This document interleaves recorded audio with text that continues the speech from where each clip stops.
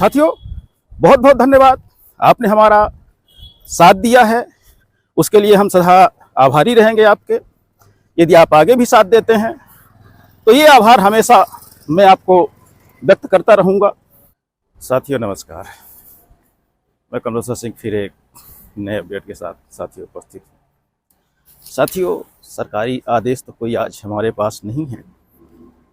जो आदेश है उसके लिए मैं आज भोपाल बहुत दिनों के बाद फिर से रवाना हुआ हूँ। साथियों, सुबह सुबह का समय है, अपने घर से मैं निकल चुका हूँ और पैदल ही जा रहा हूँ रेलवे स्टेशन जबलपुर। साथियों, 2 पैसे हमारे बच जाते हैं पैदल चलने में, तो हमारे दूसरे काम में वो पैसे आ जाते हैं जो ऑटो में खर्च होना है। तो साथियों, भोपाल में क्यों जा रहा हूँ हम आपको बताएं। आप लोगों को पता है, ट्रांसफर नीति को लेके मैंने आरटीआई लगाई थी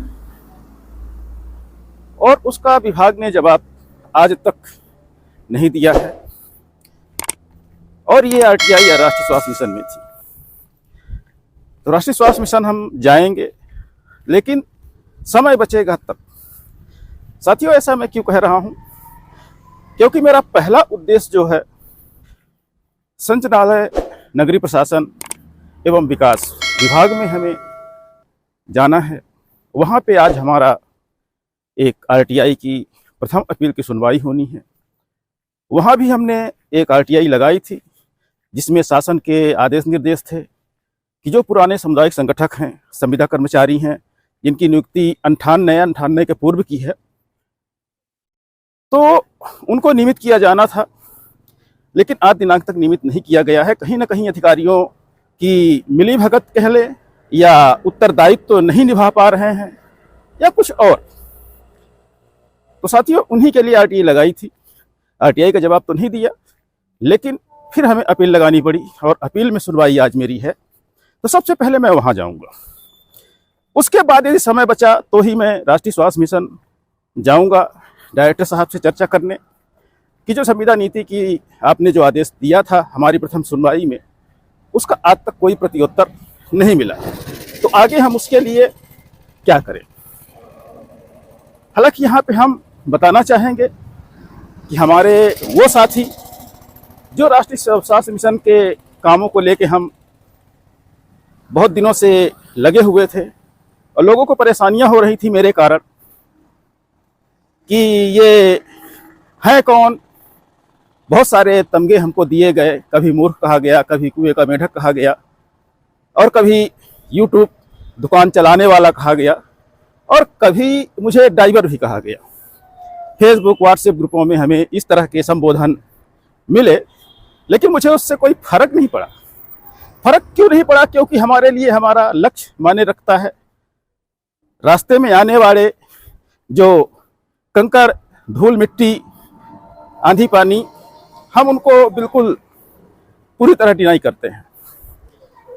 लेकिन हम यहाँ बताना चाहेंगे कि हमारे वो लोग अब खुश हो जाएं, आपस में फूल माला मिठाई बांट सकते हैं, क्योंकि राष्ट्रीय स्वास्थ्य मिशन का सफर आज मेरा शायद आखिरी हो जाएगा। क्योंकि यदि मैं पहुंचा तो भी और राष्ट्रीय स्वास्थ्य मिशन नहीं पहुंचा तो भी मेरा सफर यहीं तक था। हालांकि मैं अपना काम करता रहूंगा अपने तरीके से, क्योंकि हमारी 2 आरटीआईयां पेंडिंग चल रही हैं राष्ट्रीय स्वास्थ्य मिशन में और वो दोनों आरटीआई हमारी राज्य सूचना आयोग में जा चुकी हैं। तो कहीं ना कहीं हमें राष्ट्रीय स्वास्थ्य मिशन से जुड़ के रहना पड़ेगा, लेकिन कर्मचारियों को मुद्दे के लेकर मैं थोड़ी सी दूरी जरूर बनाऊंगा। तो साथियों, यहाँ पे हम आपको और बताना चाहेंगे, जब हमारा सफर मई 2021 में चालू हुआ तो हमारे बहुत सारे जानी लोग पैदा हुए और हमारे विरुद्ध साजिशें रची, हमें धमकियां दी गईं कि मैं राष्ट्रीय स्वास्थ्य मिशन का काम क्यों कर रहा हूं। इतना ही नहीं, चैनल को लेके भी बहुत कमेंट्स किए गए, इनके चैनल को सब्सक्राइब मत करिए, इनको हर सब्सक्राइब पे 10 रुपये मिलता है, इनके चैनल को लाइक मत करिए क्योंकि वीडियो लाइक करेंगे तो 5 रुपये उसका मिलता है।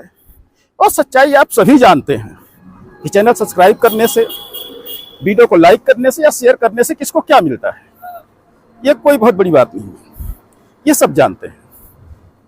लेकिन ऐसे पंडितों को मैं यही कहना चाहूंगा कि जो ये ज्ञान बांट रहे थे, क्या वो पढ़े लिखे नहीं हैं या फिर उनको पता ही नहीं है, सिर्फ लोगों को भ्रमित करने के लिए ऐसी बातें किया करते हैं। साथियों, अभी मैं हाई कोर्ट के बगल में आ गया हूं। आप ये देख सकते हैं, ये पूरा हाई कोर्ट की बाउंड्री दिख रही है।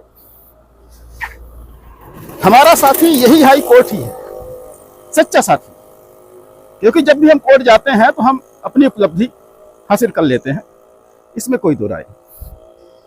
तो साथियों, जो हमारा ये दौर गुजरा, हमें बुरा भला कहा गया, तरह तरह से कई उपाधियों से नवाजा गया, लेकिन कोई दिक्कत नहीं।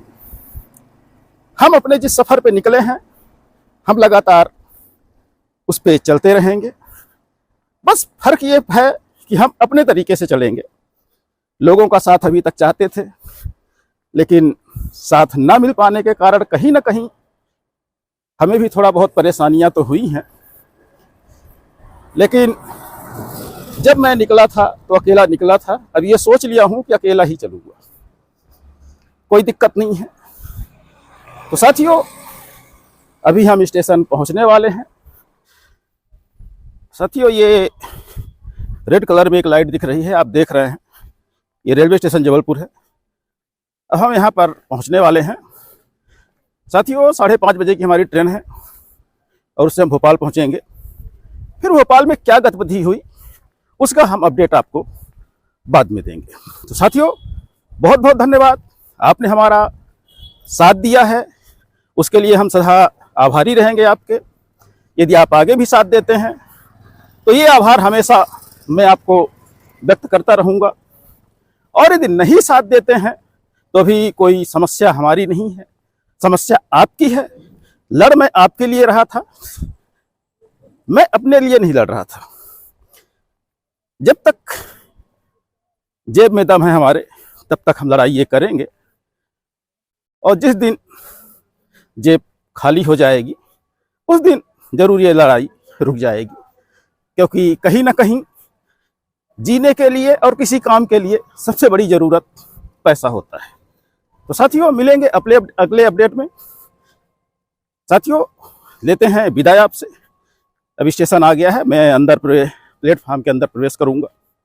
तो साथियों, बहुत बहुत धन्यवाद, बने रहिए और हौसला बढ़ाते रहिए और साथ देते रहिए। साथियों, बहुत बहुत धन्यवाद।